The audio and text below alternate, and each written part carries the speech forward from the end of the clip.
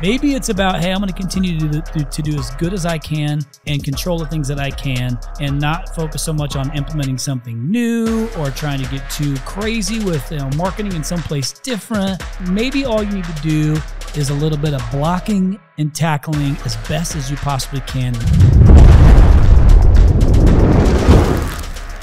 Happy New Year to the Point listeners. It is 2024. Can you believe it? Man, I hope you're as excited to tackle this year as I am. Maybe you're nervous about this year. I don't know. But you got to be prepared to do something different this year. Maybe what got you to where you are now is not going to get you to where you want to go in 2024. So with this podcast, I thought, you know what? Why not share some of the best advice we got from 2023 to help give you a little send-off to 2024. So we want to go ahead and compile a few clips together of some of my favorite, I think, clips that we've found or that we've heard over 2023 with some amazing guests, and maybe it'll inspire you to do something with one of their pieces of advice. So enjoy this podcast and let it be your guide to success in 2024. Okay, this first clip is with my dear friend Ken Goodrich, and I think this is the perfect one to kick it off because it's talking about worrying. And you guys have heard me say this, time and time again, that a lot of times we worry about 90% of the shit that never happens, and you'll hear me say it again in this clip. It's so true. Well, what a better one to kick off this year. Stop worrying about what you can't control, and let's worry about what you can control. All right? So Goodrich has been through this multiple times. And you'll say, well, he's a big contractor. Well, he wasn't always that way. He also bought a lot of failing businesses and had to make them work. He's been through trying times too. But one thing he chooses not to do is focus on the things that he cannot control. And regardless of the size of your business, you need to do the same. So enjoy this clip with my man, KG. So here's what I want to do. One is, I hate that you dangled the carrot in front of me about this new business venture and you're not telling me. That bugs me. Because now I'm just eager to know what it is, and I'm sure it's going to be great. And then when I find out, then I can start asking questions. But when you say that you're not worried, I really want to dig into that for just a second, because I think that is a very important thing for our listeners to hear, because a lot of times we worry about 90% of the shit that never happens. You just wasted so much time worrying about these things. I have this conversation with somebody who has, anxiety, has to carry that sucky feeling around with them. And there's ways to work through that. But business can give you so much anxiety, especially when you're leading businesses with people where you're the one responsible for it, or if you're getting into financial problems or whatever. It can give you all this anxiety, but it's not going to help you get out of the situation. So you got to shift that focus and focus on the things that you can fix. But people think what fixes it is sales. Sales will fix the problem. This isn't a situation where sales can help, but you need to focus on the actual business. Why are you not worried? Why are you not worried? Or why should these contractors who are smaller, even listening to the podcast, why should they not be worried? Well, experience, right? So I've been through challenges several times in my career. In 2008, I had sold some companies that I had to ARS, and part of the deal I had an earnout. And if you recall, 08, 9, and 10 were difficult years to do anything business at all. And so my earnout was based on the growth that I provided during those 3 years. And, we just dug into the details. We had 3 days a week, metric calls with the managers, and we were drilling into every opportunity, sharing best practices, cut here, say this, don't do that. Here's opportunities here. Here's other marketing opportunities, for instance. And we just took it. We took the market. We, when everyone else was contracting on advertising, I went full throttle. Yep. We just became the brand. In Vegas, I built a company called Yes Air Conditioning Plumbing, and I guess they're electrical now, but we just full throttled in Vegas and just grew at a 30% CAGR between 8, 9, and 10. And so I still think the opportunity is out there.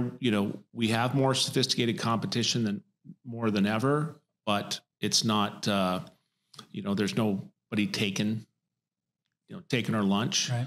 So drill in and go. Put your head down and go to work and go get it. KG always bringing the fire. So hey, this next clip though, it was a fun one. This particular episode I got to record in studio with the guest, and as well as a couple of my buddies, Mr. Aaron Gaynor and Chad Peterman, co-hosting with me with Mr. Brad Bacon down in Texas. And I love his podcast because he's such a genuine dude, and he doesn't think he's accomplished much, even though he's accomplished a lot, and he has a really great business down there in a very, very difficult market, and he's super successful with it. But I mean, you would never know if you talked to him that he has success, as much success as he had. But this episode that we aired with it showed that off for him, and I'm grateful to be able to do that. And one thing that he hit on this message, I think I want you all to listen to, especially if you're thinking, hey, I'm not as smart as some of these guys, or I don't have as much business savvy as some of these guys I'm competing against. And Brad's advice, I thought was fantastic and is applicable to everybody. Now, you've heard the term "work smarter, not harder." Well, he recoined it, and you know what? I'm just gonna let him tell you himself. For me, the micro thing was big. So he was a keynote speaker there. Really, really big about trying to bring people into the trades. That's important. Talking about how a lot of people are pushing younger people towards college. They're broke. They'll never pay those debts off. And the trades is a great place for people that may not have the money to go get educated or whatnot. Guys like me, to be able to come in there, and if you're willing to work and figure it out, you can be successful. So that what I took away from that, it's going to sound really stupid, but they had you've heard the term, the work smarter, not harder. So I came up with my own term, not smarter, work harder. So that's trademark. Yeah. That's my takeaway. That's what I want for all my guys. I mean, a lot of these guys, a lot of these plumbers, electricians tend to be a little more smarter than plumbers, Hey, man, I take offense to that. Yeah. HVAC guys, they're a little different, but they're all good people. I think the big deal is just knowing that guys that don't have the education or didn't, whatever, they were just a screwed up kid like me, and college wasn't in the cards. I think that's a big miss is the trades. They're taking it out of the schools. It's just, they're trying to create debt, not trying to, get people out of debt. And I think that's a big miss. Everybody loves Bacon, and now you see why. Just a good dude, a simple man. But man, I really loved having that podcast with him. And sometimes work harder. Try to be as smart as you can. Leverage other people, leverage relationships, leverage your groups if you have to, of your peer groups, but don't be afraid to work harder. So the next episode, the clip that I'm going to play is with Keith Mercurio. This guy always challenges me to think deep. And I really, really have to listen when he talks to every single word, because I always feel like he's setting me up for something. But really what he's doing is just challenging me to be a better listener. Do you need to be a better listener? I don't mean like podcast listener, because you're listening and I appreciate you for that. And don't forget to leave a review. But influential listening. How can you listen better to be better for yourself and for your employees? That's not as easy as it sounds. I'm going to go ahead and let Mr. Keith Mercurio share with you his thoughts on being a really, really good, intentional listener. Okay, so why is this called influential listening? Where does that term come from? And the premise is that the final point of how to listen influentially is to listen with the courage to risk being influenced by the speaker. So typically when we enter into these conversations, we've got our mind made up and we don't have the courage to explore the possibility that we were wrong, or we didn't have all the information, or that we might change our mind. And so the reason it's called influential listening isn't about your ability to influence others, but it's actually about your willingness to give influential power to the speaker and to have the courage to let them change your mind. And to be willing to say, you know what, I wasn't completely there, or I didn't have all the information, or this really does. And think about the incredible gift, and think about how beautiful it is. You've done this for me many times. And it's an honor every time when you say something like, wow, you know what, I never thought of that. Man, that's a really great point. I'm going to do this differently now. When somebody actually listens to us and changes their mind and expresses that it's changed their mind, again, genuinely, it's one of the most incredible gifts we can give to another person. Or in this context, it's one of the most incredible gifts we can receive is somebody doing that. And it's one of the most incredible gifts we can give as a listener, is to say, what you just said changed my way of thinking. What you just said helped me see that I was wrong about something. That is such an absolutely gorgeous way to go through life as a human being, but it takes, our ego is so attached to already knowing. Okay, listeners, I'm going to ask you, did you listen intentionally to Keith Mercurio? Do you recall what he said? Did it even make sense to you what he said?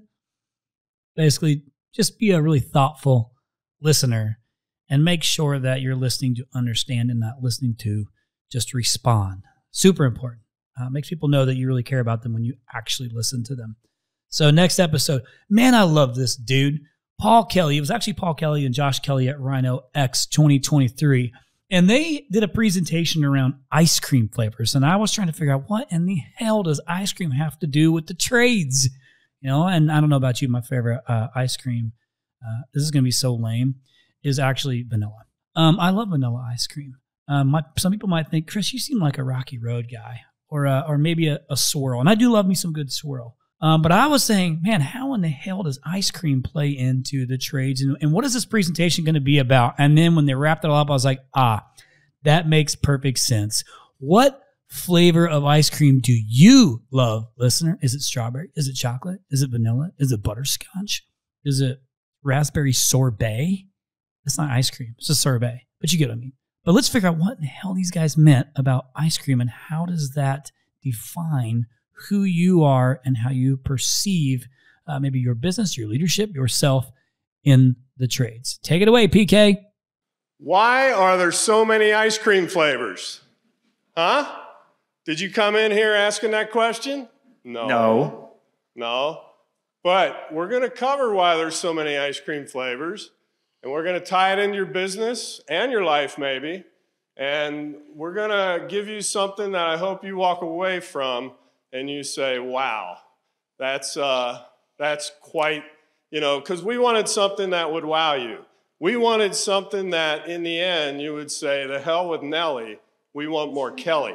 Yeah. Right? So there are so many ice cream flavors. There's thousands of flavors. You want to go into why there's so many ice cream flavors real quick? There's what? Why there's so many ice cream flavors? What the theory between why? I could do it. Yeah, go ahead. So when we were talking about this, and it was a joke to start, but then we really started thinking about it, right? And we was like, well, because people like choice. They want something that custom that speaks to them. And we went through this 20-minute conversation about why there actually are so many ice cream flavors. And we came to a conclusion. Although there's thousands of ice cream flavors, there are only 3 that actually matter. There's chocolate, vanilla, and strawberry. They dominate the market. These are the ice cream flavors that are absolutely everywhere. In fact, many places that make chocolate, like if you go to Wendy's or McDonald's, it's vanilla ice cream with chocolate flavoring. So even though there's thousands of ice cream flavors, there's only 3 that actually drive a lot of revenue. Does this make sense? Yes? So why is ice cream dominated by just 3 flavors? Well, it's really about simplicity, right? Simplicity is the key to everything. So, and it's the key in your business as well. Where am I supposed to be putting this, Chris? Yeah. There we go. Sorry. So it has very few ingredients, right? The ingredients in what you roll out in your business, the more simple that you can make it, the easier it is to implement, right? The more scalable it becomes, right? And simplicity is the key to our success at Parker & Sons. It's our success at Wrench. Ken has a very simplistic way of looking at business. We're not saying Ken's simple, by the way. Yeah, well, no. But it is about, like, how simple can you make something? Because if the more simple you make it, the better. If you get too complicated, like Rocky Road, then then who knows what can happen? And can everyone make Rocky Road? And when you implement Rocky Road, it's going to taste different depending on who implements it, right? So the consistency, really, the more ingredients that you have in a formula or in a sales pitch or in anything, the less it works normally. So is this a picture of me or? Oh, no, that looks like Biden, doesn't it? I actually can't tell the difference. Yeah. Oh. Yeah, so the key to the relatability is the simplicity and the diversification. So not only are these simple flavors, but we're talking about vanilla. Vanilla dominates the market.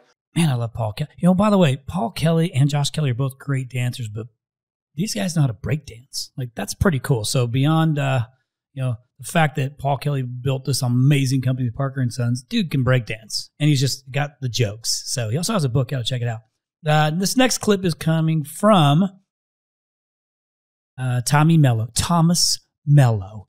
I'm sure you've heard the name before, and this one probably won't be as exciting for some of you, but it should be, because some of you are probably lacking this particular thing. And by the way, maybe you're not lacking it. Maybe you just need to get dialed in. But these are the things, especially some of us who have ADHD, who have a hard time focusing, like really have to get dialed into your business. And maybe that's what this year is about for you. Maybe it's about, hey, I'm going to continue to do as good as I can and control the things that I can, and not focus so much on implementing something new or trying to get too crazy with marketing in someplace different. Like maybe all you need to do is a little bit of blocking and tackling as best as you possibly can. And Tommy shares exactly what he does and his theory on it on this clip. Enjoy. Today I was on the phone with Dale Steele for 40 minutes talking about process in which you do a turnover, service to sales. And dude, I preface each video. I make a video each week for every market to watch at the same time, a Thursday morning. And it's always 20 minutes. This one went 35 minutes. And I said, guys, when you watch this video, just know one thing. Your life's about to change. Your income, your opportunity, your family life, your vacations.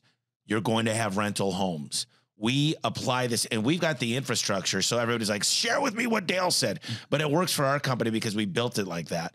And we've got all the right people in the sales side. We call it virtual product specialists that handle the sales side, and they're experts. But these things are incredible. I create a video every week. It's systems. Every manager knows to report to me their top performer. Bree goes through them and picks one that I'm going to interview. This is all systematized. Everything I do has a system and a function and a standard operating procedure, because a guy like me with ADHD, without systems and boundaries and to know where I live, then I'm useless. Yeah. I'm useless to everybody because I got a lot of ideas and I'm off and I'm like, what do I do? I don't know. I'm confused. There's just too much. Where do I start? But I know exactly. And you said I hired great people. Well, guess what? I'm putting out social media content right now. Official Tommy Mello, TikTok and Instagram. And I'm going to be shooting 50 awesome videos a day. And I'm actually going after influencer marketing. I'm going to be hanging out with Gary Vee and, your guys, Gary Vee, Grant Cardone. I want Donald Trump time. And the deal is people, Dan Miller asked me at dinner last night, he goes, well, what's your goal in 4 years, 5 years when we really do another great opportunity with A1? I said, man, I want to give back. What you just said, that letter, I get those letters all the time. You saved my marriage. I get to spend Sundays now with my kids and go to church, whatever it looks like. I want to 10X what I could give, because it always comes full circle. I want nothing in return, but it always feels like there's something that happens. Hey man, I'm just looking out for you, Tommy, because you've done this for me. I found an opportunity for you. This guy's doing custom garage doors and he does 100 a month. You're his guy. I already talked to you about him. That just falls in your lap when you give, but I don't want anything in return, but it happens. Tommy always bringing the fire, all about systems and processes. You hear Goodrich talk about that too. You hear a lot of the most successful people talk about how they have systems and processes and they continue to tweak them over and over and over again, but it's the guardrails that keep them in line. So this next episode, to be a little bit different this next clip is around, well, if you are going to do something different, well, what is it? Listen, like branding is so incredibly important, right? And if your branding you don't have a good brand equity, like you need to focus on that. How can you continue to build your brand this year? And so this next clip with Tall Paul, was talking about how, he uses and how others have used, contractor commerce and the filters to continuously put the brand in your face. Like, it's not about the filter, it's about the brand. Like, how can you continuously make sure that your company name is in the face of people even when they don't need you and it's not abrasive? I'm a fan of that, by the way. So, what else can you do if you decide to do something outside of just the normal blocking and tackling, and you want to try something new? What is it? Smart AC? Is it, or smartac.com? Is it, is it adding the filter process to your life? What is it? Whatever it is, I think that Tall Paul gives some really good advice here on how you can good for your brand. So I'll get an email from Lou that says, don't forget to change your filter. Our records indicate that you have an X6672 and it needs to be changed every 6 months. Do you need to update your subscription? Let us know. And I get filter change reminders, top of mind, every single quarter. I have a bigger, media filter. So, and then I'll get the delivery. I see Hobica on my credit card statement, and every time, I'll text Lou and I'm like, thank you so much for your shipping these out to me. And it's like, it actually feels like he's shipping them. So nobody, let's be honest, nobody really gives a shit about the filter in itself. Like, it's the filter nobody cares about. It's the top of mind awareness that comes with it over and over and over. Play. So that's that's the play. That is what matters. And it's what matters. And the big PE companies they get it. And they're like, we don't even want to charge the customer. We just want to put our brand in front of that doorstep once a quarter, because brand recall and brand recognition and what Lou calls customer cheating happens. If you there's a survey called the American Home Comfort Study, and I talk about this all the time, but they do it every 2 years, and there's all sorts of different findings. But one of the key findings that comes out every year is homeowners who made a major purchase for HVAC, $1,500 or more. It's like 70% can't tell you the name of the company. They just don't remember because they move on.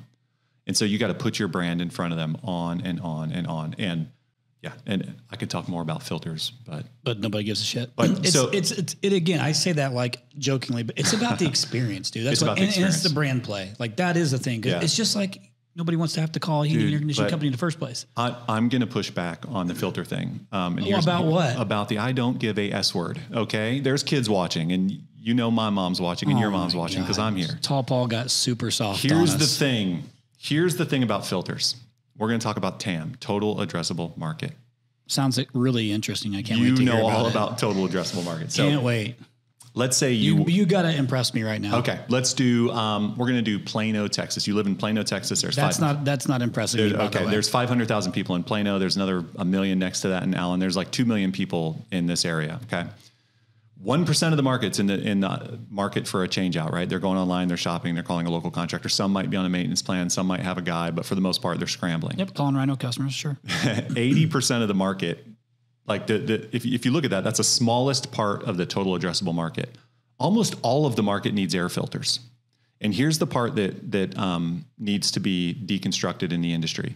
Every single contractor listening to this, anyone who's grown up in all of the different air times and 1 hours and next stars and success groups, and I don't care what program you're in, with the exception of some new modern thinking, everyone would agree maintenance contracts are important. Why?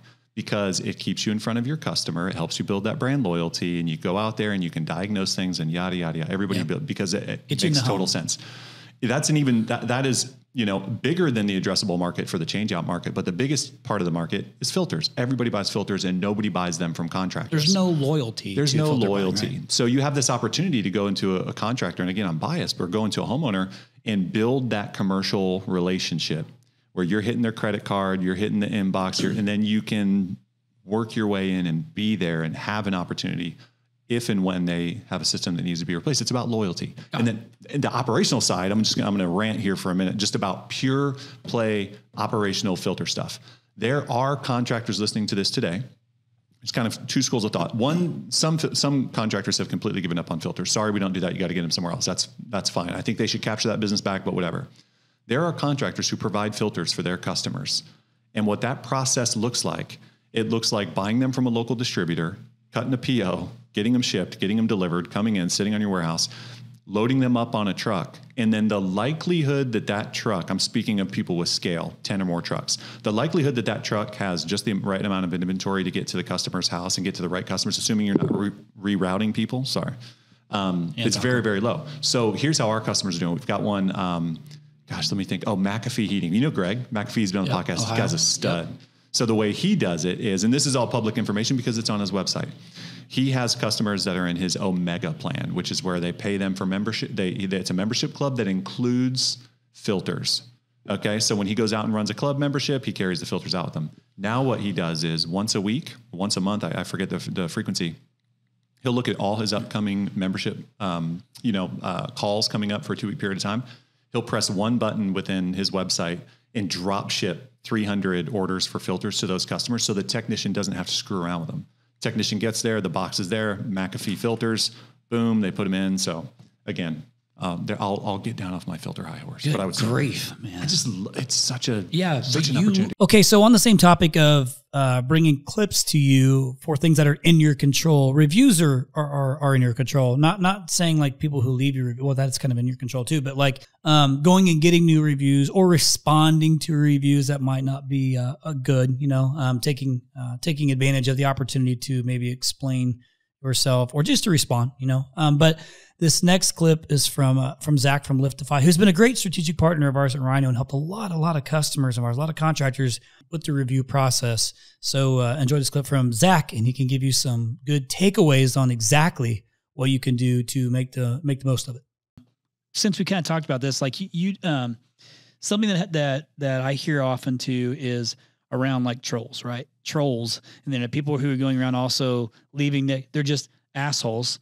And they leave negative reviews, or they're not assholes. They're just actually paid to leave those negative reviews. Like this is something that happens so frequently. And it's frustrating because it's not easy to get those things fixed.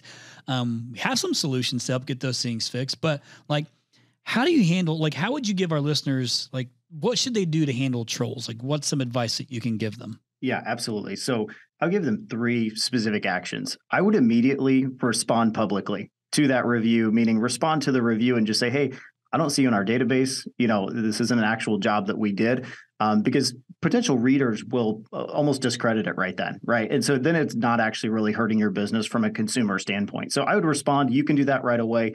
That's in your control.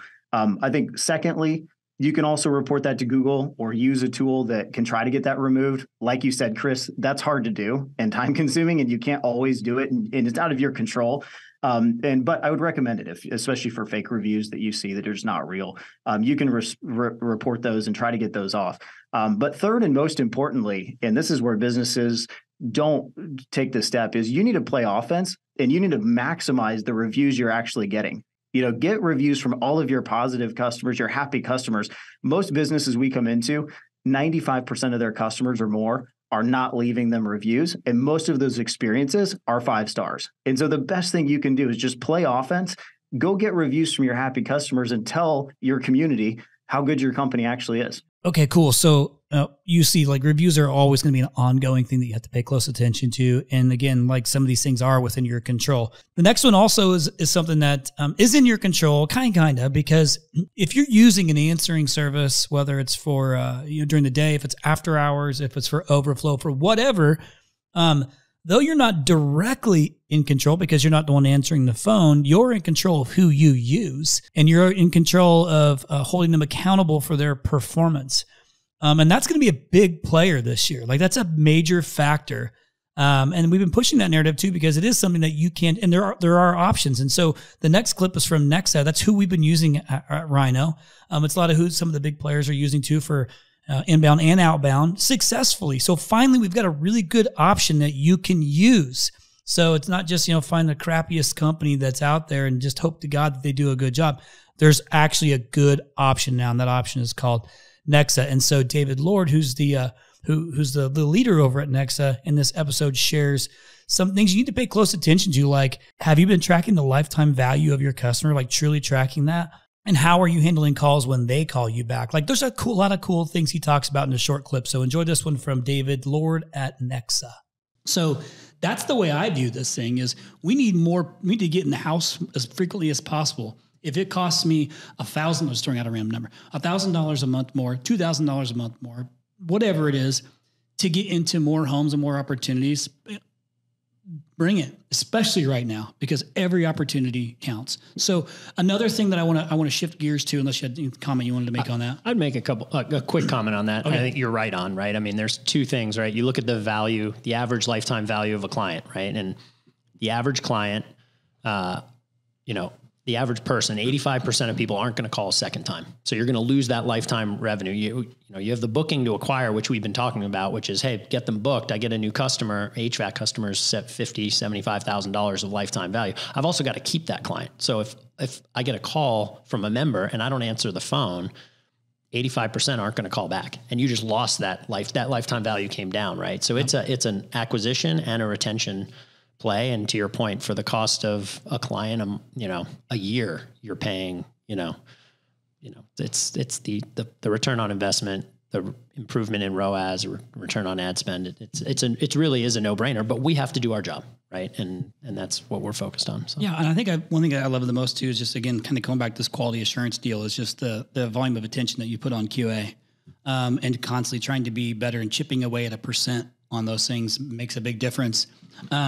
We look at that. I think you and I have talked about this. I mean, we literally every Tuesday we go through quality numbers. We have a Friday sync on all the agents. What are the issues, right? We have zero tolerance, disqualifiers for specialists. And I think we've been so transparent with that and invested so much in training that those very rarely come up, right? Like a bad call is like, there was some dead air time, there was maybe not as much interaction as we'd like, but it's not like negative experiences, losing a client, right? Mm-hmm. Like that's not happening. I get a lot of calls from our clients saying, hey, I apologize for my customer and the way they treated your agent. Kudos to your agent for doing such a great job, just with the empathy there, because I would have lost it, right? And so that's nice to hear. Yeah, that's good to hear. And I think 2 years ago, if I look back at old QA, you were talking about years ago, if I look at the old data, we got a lot of I couldn't understand the person on the phone, right? And that was the biggest complaint and reason people weren't wanting to deal with us, right? They were no empathy. I couldn't understand them. And we don't hardly, I haven't seen that in a long time. So that's great news. That's step one. Yeah. Ooh, this is going to be a good one. So this is actually one from 2020, our very first Rhino X, when I was still in partnership with Gary Vaynerchuk, and he came in and spent 4 hours with us for the evening session of Rhino X. And when he was doing his Q&A, Leland Smith took the microphone and asked a really thoughtful question. And Gary's response still rings so true today. And I've heard him say this, multiple times, but it is true. So, man, I love whenever Leland Smith asks a question. He's still one of my favorite guys. But enjoy this clip with Gary Vaynerchuk and Leland Smith from Service Champions. All right, Mr. Leland Smith. I'm a little slow, so I've loved what you just said. Thank you, sir. Dominate. You might have used a different word. TV. I like dominate. Dominate TV and newspaper. Yes. Explain that in detail. I will. For a heating and air conditioning company. Yes. My thought is thinking, I'm going to flood the cash and own it. Is that what you're talking about, or is there a different way? There's a different way. Keep the mic, Leland, because I want to go back and forth because the context matters. So for me, I think of everything as the cost of attention against it. So for example, the number one best ad in the world, one man's humble opinion, who has got a good track record and spends billions of dollars in advertising for big companies, is the Super Bowl. Yep. If you can afford $13 million to run a Super Bowl spot and you have a national business, there's nothing even close. All my favorite digital shit that I pray to the religion of doesn't come close, because you get half of America consuming it and you're in the game. Right. After that, Leland, here are the things at scale. Let's talk about Facebook ads. Actually, let's do this. Facebook ads. Who here, by show of hands, is happy with the way their Facebook ad program is going? Let's start with that. Raise your hand. I feel pretty good. Good. So this is really good. I'll tell you why this is exciting to me. So first of all, I appreciate the candor and thank you. That to me has my spidey senses shitting its pants. I'm like, this group should be spending an ungodly amount of money on Facebook, because 39 to 72-year-olds make a ton of decisions on what they use in your world on Facebook. What it means is the following. A, you've done some Facebook, but because it's branding and sales, not just sales like Google, You didn't like how the math looked, and you doubled down on Google, and you didn't understand that it was your videos and pictures that sucked, not Facebook. Like, for example, right? Like, but here's an important point. A basketball's ROI for LeBron James is going to end up being billions of dollars. For me, it's negative $4,000 because I've had 2 surgeries on my knees. The tool's not fucked up. You're fucked up. So when I hear that no Facebook hands in this group, it gets me going, Leland, because I'm like, fuck, that's huge. There's some real money on the table for this group.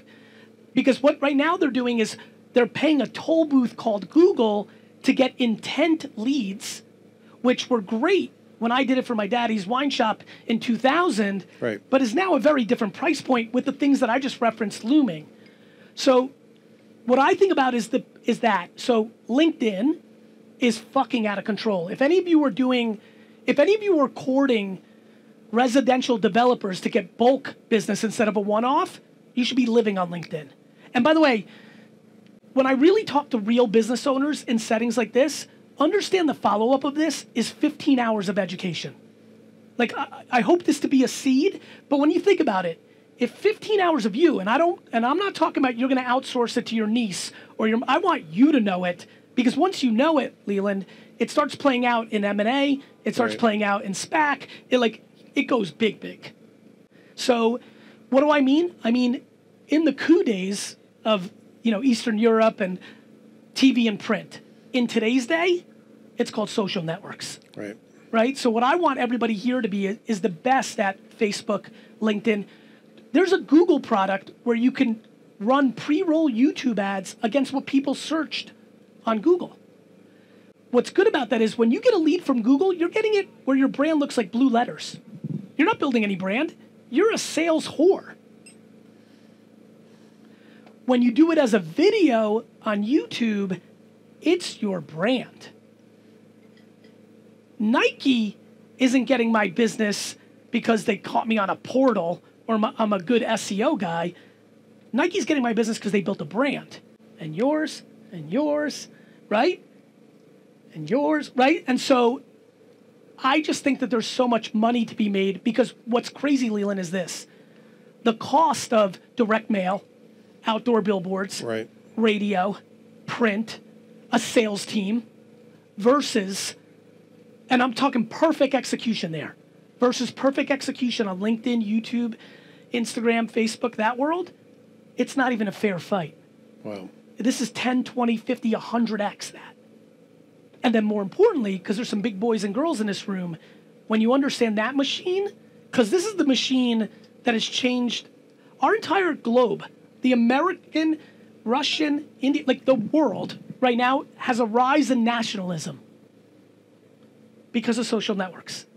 This is changing everything. So that's what I'm referring to. I want to get everybody here great at making the pictures and the videos and running the media against those. That creates hyper scale.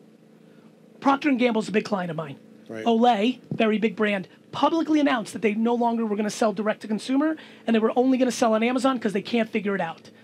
I, of course, saw an opportunity that was exciting for me. I met the main dude, talked to him. I said, give me one at bat at it. It's now, we just won Gillette's business, which is in the same family. Like, I think people don't understand there's different levels of being good at something. I love when I meet business people like, Gary, I have a marketing agency. What? You're 10 times more expensive. I'm like, yes, and you have an HVAC company, and so does my friend Don, and his does $180,000 a year. There's different levels of being good at this shit. This is the most important game in the world. Man, all these years later, Gary Vee still got it. I mean, the Super Bowl commercial would be cool. I mean, 13 mil. I wonder what it is today, but it's, how do you get the most attention? Sometimes getting that attention can cost a lot, but I mean, listen, I wish I could run a Super Bowl ad. Maybe one day I will. So instead what we did was we just created our own little Super Bowl ad at Rhino and then put it on our YouTube channel. So that was a nice supplement. Anyhow, I always love whenever I get time with Gary. This next clip though is someone, a plumber who took really good advantage of also using video. and not overthinking it like a lot of us do. Like, okay, here we go. Here's Chris talking about, how do I'm going to record video? Like, I got to hire somebody to do that. I got to get a fancy camera. I got to do this. No, we still overthink how you can use video and be effective with it. So this next, guest was Roger Wakefield, and he was talking about how he used it to build his plumbing business too. He's like, if you go to YouTube and search for plumber, he's like the number one guy that pops up doing DIY videos, things that you do every single day, whether you're in HVAC, plumbing, pest control, roofing, doesn't matter. It is easy to record videos when you stop overthinking it, and it can help your business, making you the subject matter expert. It's basically, you can use your personal brand to help build a business. So here's some really great tips on how you could do that easily. That's 100% in your control this year. That doesn't have to cost you a lot of money to do it. So enjoy this episode, this clip, from Roger Wakefield. Chris, one of the things that I studied, over this month and learning is the best videos to make are the ones where people are calling you. People call your office and say, hey, I've got water dripping outside my window. Is that my plumbing system or what? No, sir, that's your overflow on your condensate drain. That means your main stopped up. Boom, boom, boom. Make a video about that. Now when people call the office, now your CSR can say, hey, you know what? We've got an amazing video where Chris actually explains that to people. If you'll give me your email address and your cell phone number, I'll send you links to it. And now they can send it. Well, if this person doesn't call back in 30 minutes, now she can call them back and say, hey, just checking, did you get to see Chris's video? Well, you're doing two things there. You're letting them know you're a brand authority because you are now a trusted advisor. They're talking to you one-on-one. You've made a video explaining what the problem is, what you do to fix it, how you fix it, boom, boom, boom. And we just started looking at, okay, what kind of questions do we get asked every week? Let's start making those videos. And man, it was phenomenal. Yeah, and people will say, and I'm sure you've heard this before, but Roger, like, why are you going to give this video to them and sit them, that way they can fix it themselves instead of hiring you? I mean, I bet you I know the answer. You bet. I know you do. I know you do. But well, think about this, Chris. I'm in the Dallas area. What are there? There's probably, I'm going to say 5 million people in the Dallas area. I can't get to every one of them, I promise. But if I can teach you how to change your flapper, if I can teach you how to shut the water off at your house in case you have an emergency, if I can teach you to adjust the temperature on your water heater, I probably can't teach you how to fix a slab leak under your house. But I can show you that I do it. I can explain to you that I'm not the cheapest plumber in town because I use the best materials. I have the best guys. We guarantee our work. So if I've taught you how to do these other things and now you come to me to get me to show you this and you're like, dude, I can't do that. Who do you think you're going to call? Yeah, because now you're not only are your trusted advisor, but you bet. But you've been giving and giving and giving on these DIY videos, and that right there is you've already started to build the relationship with them. So when the bigger thing happens, they can't fix. They call you. And Chris, it doesn't matter where they're at. And think about this. This is what helps me locally, because I was a small plumbing company. We got up to $1 million a year, and did it very, very good. But my competition was doing 80 and 100 million a year. So you would think, or you would know for a fact, they're spending a lot more money on Google than I am. But due to the domain authority I had, because I did not push people to my website, I did not push them to call me, but there was always a banner over my shoulder. Later, we changed it to where there's signages, there's moving screens like this. But people always knew where to find me. So even if they were in North Carolina and they're seeing me, they'd go to my website to look at it. They may even call and say, hey, will Roger come to North Carolina? Yeah, he will, but you may not want to pay that bill. Be honest with them. That's a long flight. Yeah, yeah. Our drive time, it's going to add up on this one. It's going to be real big. Yeah, it's going to be a big one. But you know what? But with all these people going to my website, me doing $1 million a year, my biggest competition doing 80 and 100 million a year. I remember my website guy sends me a screenshot one day. Dallas, Texas plumbing search word, organically, I'm above both of them. You can't lose doing stuff like that. Well, thank you for that, Roger Wakefield. Okay, this next one, another one that's completely in your control that's been ignored for years, or it's getting better, I think, but is paying attention to your CSRs and their performance. So at its basic form, something to help you, even if you've only got one person answering the phone, what can you do to make sure that they're doing their job? Well, you're like, yeah, Chris, that's easy. I just listened to the call. Yeah, are you doing that? Probably not. It takes somebody to listen to that call. And guess what? It can't be the person who's taking the call. That's called a monopoly, and they would probably not give themselves low scores. But there are some simple things that you do to make sure that your CSRs are functioning. Obviously, if you need CSR coaching, we have traction that we've rolled out. It's been very, very helpful. You guys heard on a previous episode. And that's who this clip is from, is Liz, who leads that for us. And she just shares some of the key KPIs that, if nothing else, you need to pay attention to this to help make you better with your phone, with answering your phones. Yeah, you got to be able to have the right positive attitude. And I think if you have the right positive attitude, then naturally, you're kind of in a good mood, and that comes across, and people are excited and they want to do business with things like that. So, but there's also some actual things that you have to do, right? To keep your job, to be able to manage them, to be better. So, in pure Rhino fashion, we make sure we track everything from every lead. What was a legit new customer? What was the cost per lead? What's the booking rate on that new lead? And how did the contractor perform on it? What's the revenue attached to all the things, right? Because metrics, what gets measured gets managed. So what are some of the key metrics or KPIs, whatever you want to call it, that these contractors should be looking for to measure the success of their CSRs? Yeah, the first KPI that I would be focusing on is their booking rate. I think that that's very telling as to how things are going. The rate, however, is greatly influenced by how your agents are categorizing their calls. So firstly, you'll want to make sure that those are being categorized correctly and that that's accurate. An industry standard, it varies a lot, but I would say a mid-80s number is a pretty solid number. So if you're mid-80% in your booking rate, that's pretty solid. I work pretty hard to get that above 90. If you're pulling in much below that 80, 85%, there's some great opportunity for improvement there. Another KPI is your call handle time. Something here you'll want to look out for is if your queue time is counted in that handle time. So if you see it's a 6-minute call, but that customer was really waiting in queue for 2 minutes, you'll just want to be making sure that those numbers are accurate. We do look for about a 4 to 6 minute handle time for that call. And that really just shows efficiency. The customer doesn't want to be on the phone with you for a long time, but that's a great amount of time to really give them an experience, really connect with them, get the job done, get the job booked, and be able to move on to the next customer in an efficient way while still giving an amazing customer service experience. If it's much higher than that, we'll look into efficiency. And if it's much lower, we're going to be looking into quality. So that's where your magic will be, that 4 to 6 minute amount.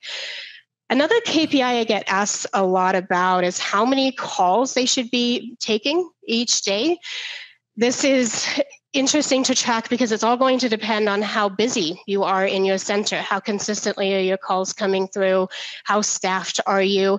So the way I like to explain this one is if every CSR in your group is getting calls constantly, so there's no wait time, there's no waiting around for the next customer to call in, you should be hitting around 50 to 60 calls a day. If they're waiting around, then that's a great opportunity for getting some outbounds in there as well. But 50 to 60 is a good amount that they should be reaching for and pretty typical for a busy day. The last KPI I want to talk about is really what's going to show you the health of your company. And this is your customer return rate.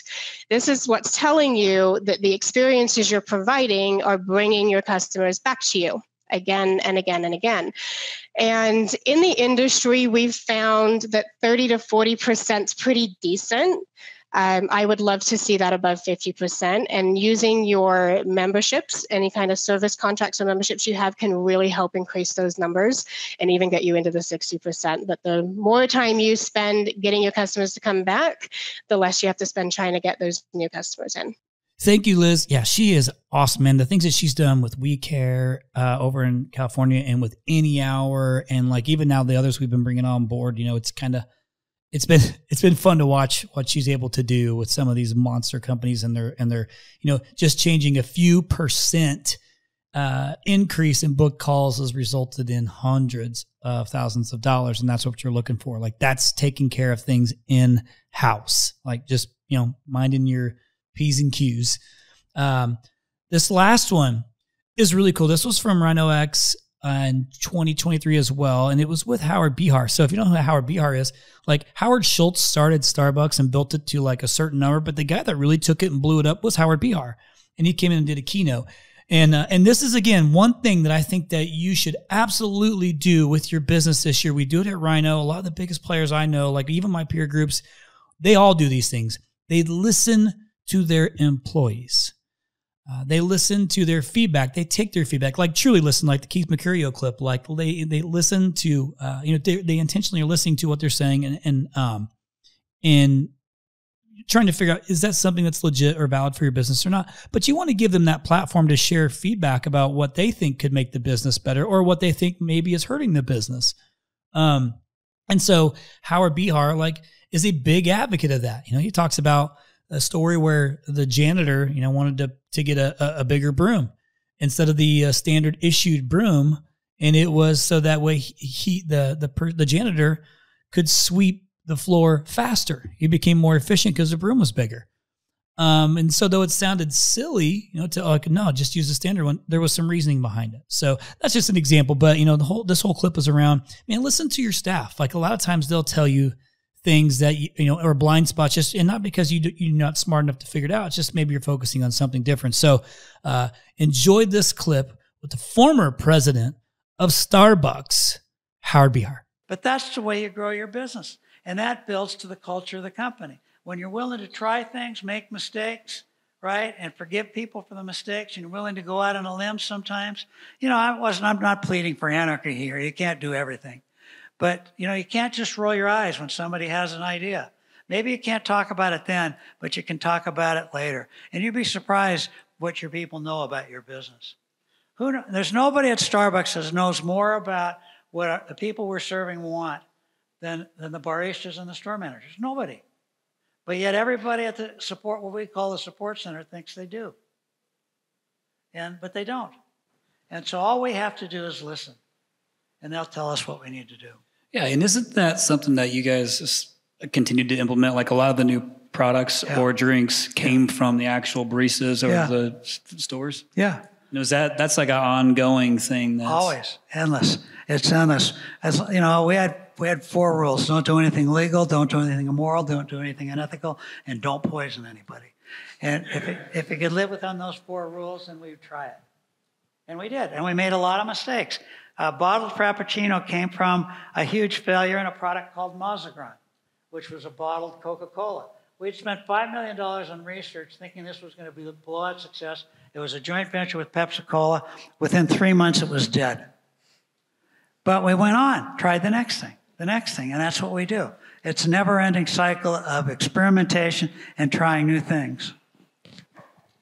So because you have this culture where people can come in and make the suggestions for you, then you clearly went and fought for that person. Sure, that spread, and it became a what $billion? $4 billion. $4 billion. That's an extreme example, but it's part of what allows the culture to do is you fought, you pushed back, you gave it a try, you believed it, you fought for it, and it was successful. You got to be telling to break sometimes as leaders, you got to take the risk. You got to be willing to break your own rules in things that are in service of the organization. So have you, what I try to wrap my head around is when you came in and there's 28 stores and it was 1989, right? Did this exist at Starbucks before you came in there? Like, but 28 locations, where were those 28 locations roughly? They were basically Seattle. Pacific Northwest? A few in Chicago and a few in Vancouver, British Columbia. So enough stores where they had already had a culture in place, did you have to then change that culture? Yes. So I had to convince people that we weren't in the coffee business. That was not easy.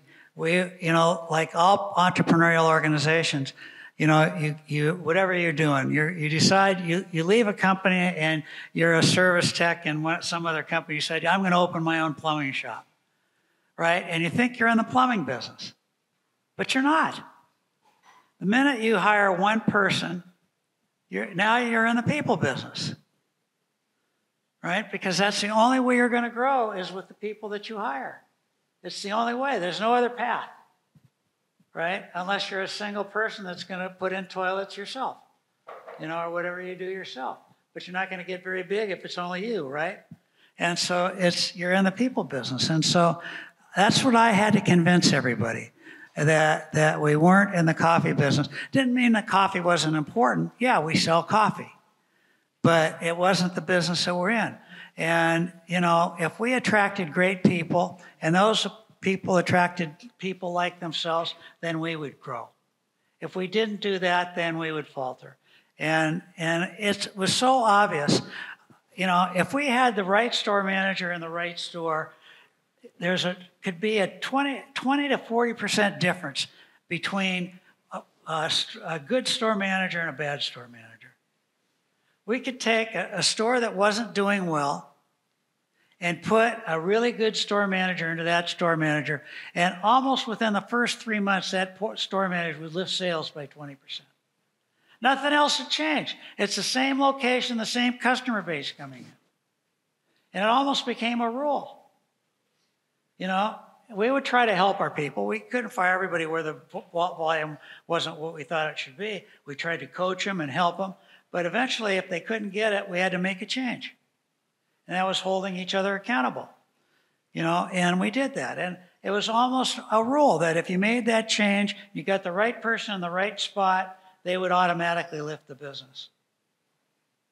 I'll give you an example. So we opened in Singapore, and we did everything through joint venture partners in international. So I put a joint venture together with a local Singaporean, and I made a huge mistake. I bet on his resources, his real estate resources, his economic resources, and he had some experience in the fast food business in Burger King. But I didn't realize he was a bad guy. He wasn't a people guy. I didn't get that. That's the thing I always prided myself on, that I would recognize those things. And I bet on the wrong thing. And that guy almost destroyed our business. And it took us 8 years to get him out because we had a joint venture. And finally, we paid the price and we bought him out, we got him out. And we put our own people in, we put our own president into the organization. Within a year, we had lifted the business 60%. All we did was change the leadership. It's the people that count. It's always the people. It's not the product. You all sell the same Toto toilet, right? Probably half of you sell Lennox or whatever the brands are that you sell, right? So, I can go buy that product in a zillion different places. I'm not buying that product, I'm buying you.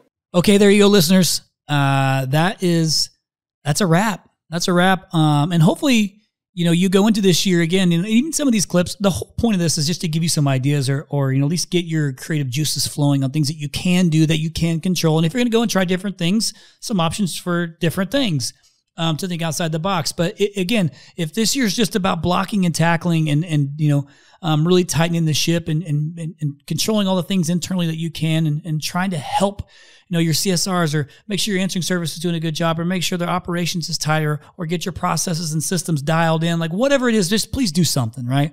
That's how you'll survive through this year too. And now you shouldn't even use the word survive. You can still thrive throughout this year. Just don't try and keep comparing this year to what it was, 2 and 3 years ago. It's not fair to yourself and it's unrealistic. So stop doing that, right? If you just focus on working on your business internally, you'll just be fine. So hopefully this gave you some ideas on that. I'm cheering for you. And obviously you can always continue listening to the podcast too, because I'm always going to bring on people throughout this year, sharing the things that they're going through, the different, steps that they've taken to get better, maybe some challenges that they've had, and then also, giving you someone else that you can reach out to help if need be. But, like I always say, you don't got to do everything. I'm going to give you a lot of clips. You don't got to do everything, but you got to do something. No, 0 days.